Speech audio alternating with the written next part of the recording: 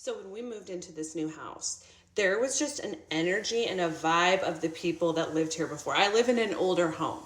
So especially this top hallway area, which I'm going to take you to and show you right now. This top hallway area is a trip.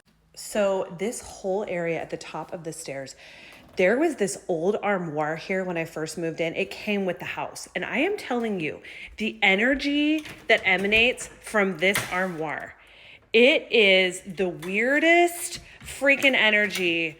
I can't even tell you. There is look, this store is going to close all by itself. Not to mention, there is an attic at the top of my daughter's room. And it has the most bizarre, weird as that ladder comes down when you pull it, but it is a whole attic. My point in showing you this is to say that when we first moved into this house, best be assured that I saged the F out of that top area, and it still feels weird. I still have to sage regularly this upstairs area because the energy is so off. And anybody who saged a house knows that the feeling you get after saging a room, it's a clearing. It's a cleansing energy. It feels just clear. It doesn't feel clean. It feels clear. And I'm going to tell you, when you do this in your personal life, when you clear your life of toxic people, of people who secretly hate you, of people who would disparage your name, of people who are jealous of you, when you let those people take themselves out, because they usually will just take themselves out because they can't stand to be in your aura, they'll find a reason why you did them wrong or why they need to excuse themselves, and then they will excuse themselves. Maybe you had a falling out and you had to do it aggressively. Maybe you had to actually be the one to let them go, but they usually take themselves out. It can be lonely and disheartening at first because you're not used to losing people so quickly. Oftentimes, they've gaslit you and they've made you feel like you were the problem and you were the reason that they had to leave because they don't want to own up to their own responsibility. So it can feel very lonely and it can feel very isolating. And your old inner child wounds will tell you that you deserved it, that they took themselves out or they left because you weren't worthy of love, which is what they want, by the way. They gaslight you to make you do that. They're manipulative. But don't do it, because if you sit in the discomfort and you work through those little inner child wounds telling you that you did something wrong or, ruminating over the demise of the relationship and you just let it be, it has the exact same feeling or vibe of cleansing a space. All of a sudden now you have this open space to call in the most enriching, wonderful relationships. And in that span of time between calling them in and sitting in the discomfort, you're going to feel alone and you're going to feel lonely, but it's also going to feel like a clearing. It's going to feel, once you get through the initial hurt, as if you've saged your environment and you've saged your soul. It feels so calm. And I'm there right now. I am at this place of haven't called in the new relationships yet, but have definitely gotten rid of and let the trash take itself out.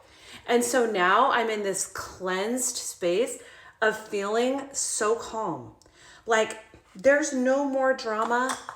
There's no more second guessing myself, because when you hang out with secret haters, as much as they're going to come across like they love you and everything is great and you guys are ride or dies, you always have this uneasy feeling. And you have that uneasy feeling because your soul is telling you that they are not honoring your name.